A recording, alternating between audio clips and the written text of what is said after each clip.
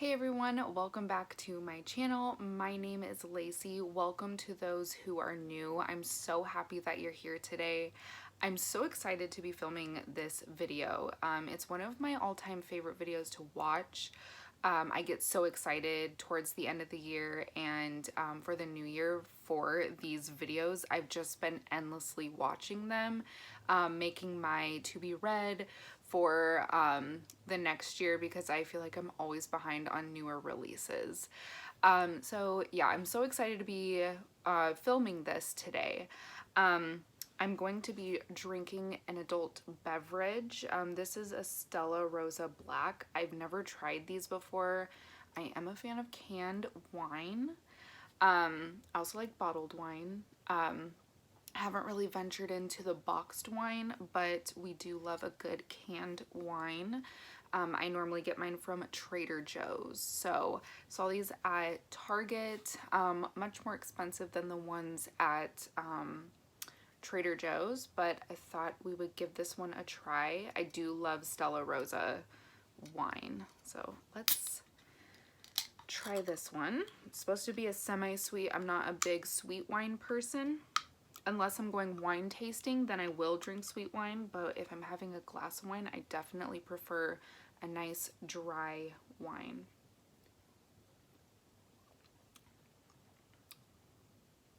Okay, don't know why this is called semi-sweet. To me, it's pretty sweet. This is a white. If you know what that's from, comment down below. Yeah, this is pretty good. So I have top 10 favorites of the year. And they're really not in any particular order. However, the top 3 are my top 3 favorites. So like the number 1 is the true number 1, number 2 is the true number 2 favorite, and third. But the rest of them are kind of like interchangeable. Just books that I really enjoyed this year and put on my list. This year I read 33 books, which doesn't seem like a lot, but for me it is quite a bit. So I'm really proud of that, and I feel like this year was definitely quality over quantity, which that's a win in my book. I read a lot of good books. I definitely ventured out of my comfort zone a lot, and it was just a really good reading year for me. Let's get into it, starting at, let's see, number 10. I do not have the physical copy with me right now, but that's House Across the Lake by Riley Sager. I read a lot of his books this year, or last year, and I like his writing style. I like his books. They don't really blow me away. I think the first book that I read of his was The Last Time I Lied, and that was when I was just dipping my toe into the thriller genre. And I really liked that one, but the more I read from him, the more predictable his books start to get, which is fine. I read thrillers more for the comfort. I love a good mystery. I love guessing who did it and all of that. It's very cozy and comforting to me. But House Across the Lake really stood out to me this year. I also read it while I was at my family's lake house, so it was really cool being in the environment, same as the book that I was reading, and I think that it really enhanced my reading experience. So that one got a 4 out of 5 stars. I personally like to go into thrillers blind, so I won't really be describing the book to you, just in case you prefer to go into them blind too. The next book is also a book that I do not have a physical copy with me because I read it on my Kindle. I got a Kindle last Christmas and it changed my whole life, and I recently discovered that you can read Libby ebooks, some of them, not all of them, on your Kindle, which is awesome. This also has been a really good year for me for like audiobooks and using the library a lot, which I'm super proud of too. But I read The Love Hypothesis on my Kindle here, and it was amazing. It was one of the first romances that I read. I thought for a while that romance just wasn't my genre. I am wrong. I loved it so much. It follows a girl who is, now this was back in February when I read this, so details are very blurry for me right now, but basically it's about this girl who is in college working on her thesis, I believe, and she wants to go into schooling for something that's very important to her, and so she fake dates one of the, I think, advisors, I believe. I can't remember his title, but she fake dates him and they end up, you know, falling in love and all of that. So it was a fake dating trope, also a new trope. I usually read enemies to lovers, which I really do enjoy, but the fake dating trope was really fun to read. I really liked the main character. I thought she was very likable. I related to her a lot. I did hear after reading it that it's supposed to be a fan fiction of kind of Star Wars or Kylo Ren, I think, but I didn't know that going into it, so I read it, you know, imagining my own people and stuff like that. But so sorry if I ruined it for you if you haven't read it yet and you didn't want to picture Kylo Ren being the love interest, but I guess that is supposed to be what it was, or that's what it was meant to be, but I'm not entirely sure. Next book on my favorites of the year is A Court of Mist and Fury. Now, I do not have the physical copy with me again. It is being loaned out to a friend right now, but I do have the first and the third here. I'm currently reading this one. Now, this is not the first time reading these books. I am rereading them.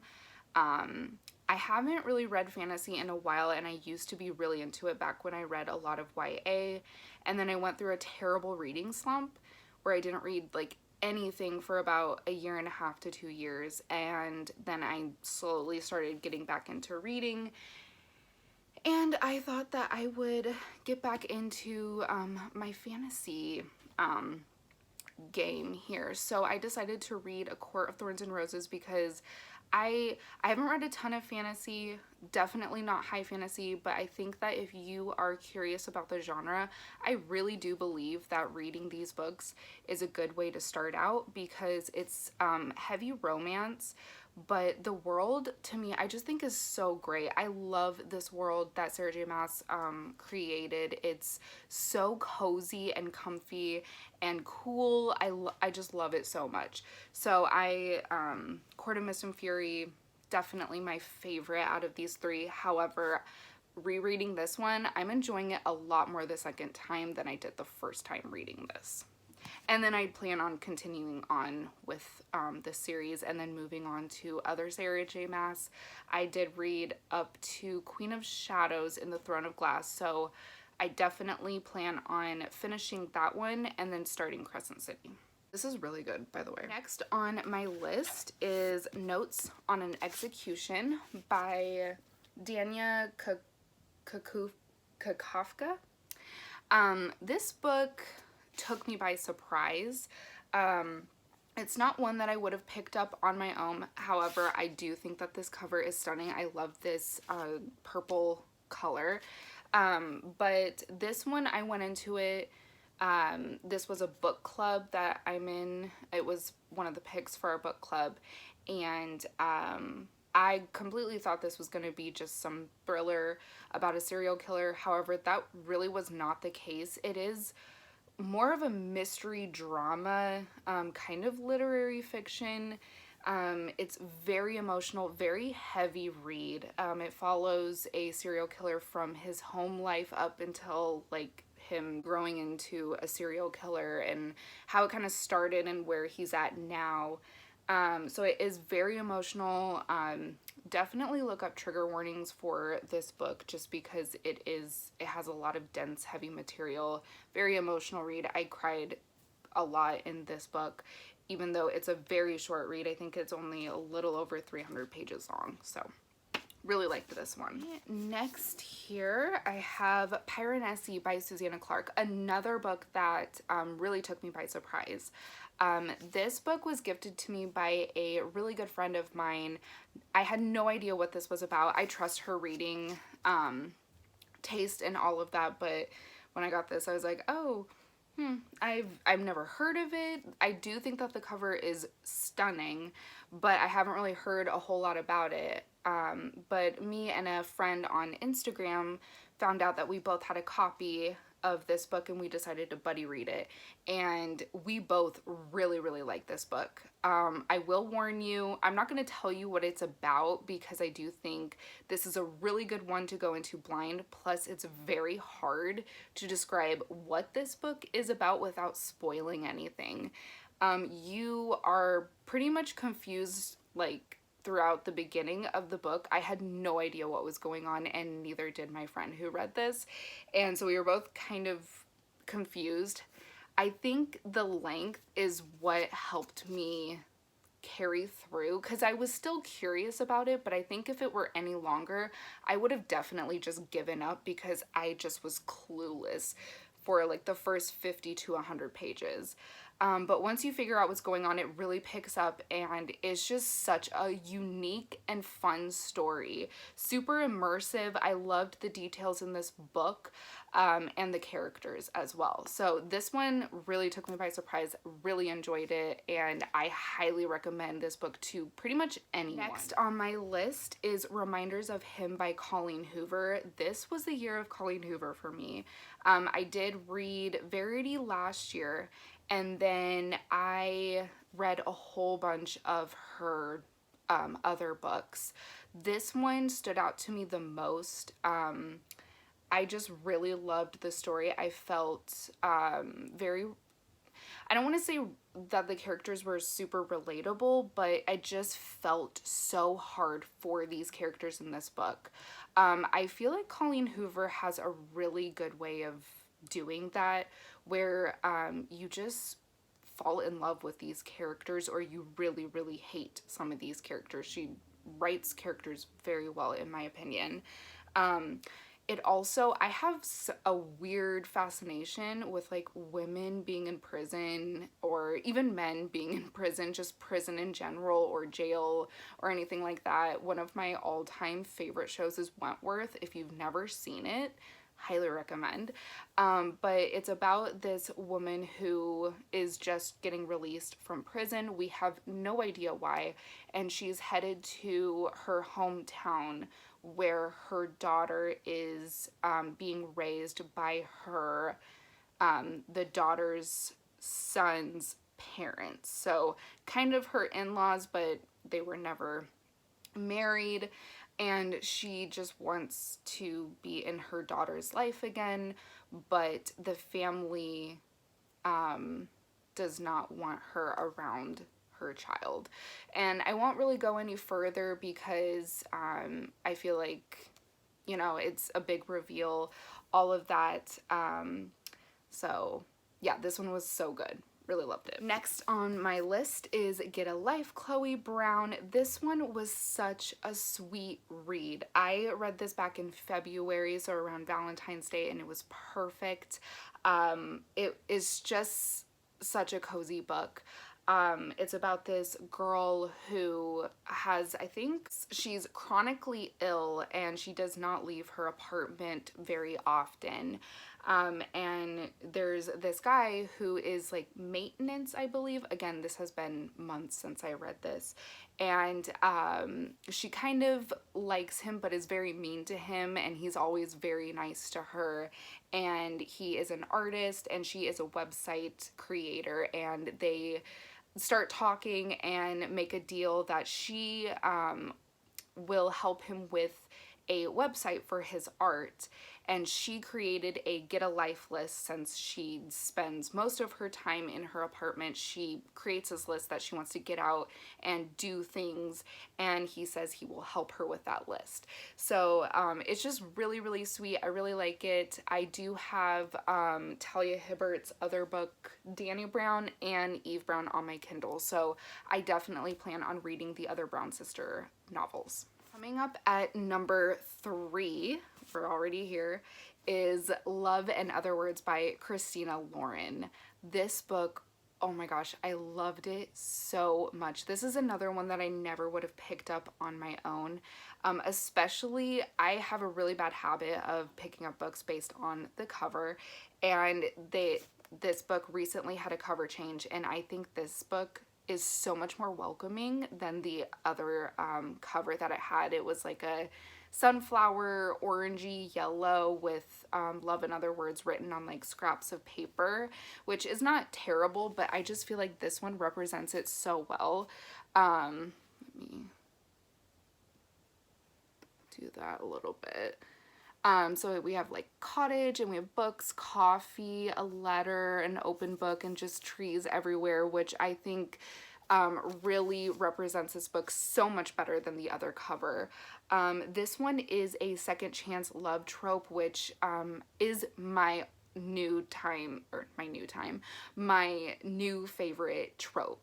I loved it. I loved the then and now. So it's kind of their start of the relationship when they're younger, so there's a then and then a now when they bump into each other and start hanging out again. So it was really sweet and cozy, and I loved this one so much. I think this would be one that I would reread like every year because I just loved it so much. Coming in at number 2 is The Last House on Needless Street by Catriona Ward. This book was a ride. This one took me by complete surprise. I had no idea where this story was going. You're in multiple POVs. One of the POVs is a cat, and which was one of my favorite POVs to read from because the cat's character was just ridiculous. I loved her so much. But I don't really want to say what this one is about either, because I really do think going into this one blind is the best way to go. But I will set a little premise, or I'll set it up just a little bit to see if you're interested in this one. Basically, a girl goes missing at a lake, and her sister is trying to find her, and she thinks that she found who the kidnapper is. So that's all I'm going to say about this one, but there's much more to this. This is definitely one where I highly recommend you just let the book take you on the journey, because if you try to make sense of what's going on, I don't think you're gonna enjoy it that much, because I definitely did. I felt confused a lot, but if you just let the book do its thing, I promise you the reward is gonna be so nice. So, really good. The last book, number 1 favorite of 2022, has to be The Invisible Life of Addie LaRue by V.E. Schwab. This is my first V.E. Schwab book, which is crazy because I own quite a bit of her books. I just haven't really gotten to her yet. But this one was a buddy read with a bunch of people on Instagram and myself. And the organizer organized it perfectly. She split it up to where we read just a few chapters every single day for the month of January. And it was just amazing. I loved it so much. I was really able to immerse myself into this story by taking it slow and really enjoying the writing style that V.E. Schwab has. She is an incredible writer. I find myself, since I went through a lot of thrillers last year, I felt myself not really enjoying the writing as much as like where it's going and the twist and the plot and all of that, where when we read Addie LaRue, we took it so slow that you could really enjoy the writing, and I loved it so much. It's crazy to me that I read it a year ago this month, and it still stands as my all-time favorite for 2022. If you're not sure what this one is about, which I'm sure, like, it's everywhere, but I'll give you a brief summary. It's about a woman in the 1700s who is about to be married, but she does not want to be married at such a young age. She, like, has her life to live. She wants to live it and all of that. So, she has been told not to pray to gods at night because you don't know who you're praying to. But she gets really desperate one night, like the night before her wedding or hours before her wedding. It's dark outside and she decides to pray to the gods even though she was told not to. And her prayers do get answered, but not from someone who is not a god, really, or someone who's going to answer her prayers with love and understanding. So she is granted her wish, or however you want to say it, to be invisible, which that's not really what she wants to be. She just doesn't want to get married, and he kind of spins it to where she will be invisible. Obviously not invisible, but in a sense to where she can never speak her name, she can never write her name, she can talk to people and they will acknowledge her, but the moment that they turn their eyes from her, leave her presence, she's completely wiped from their memory.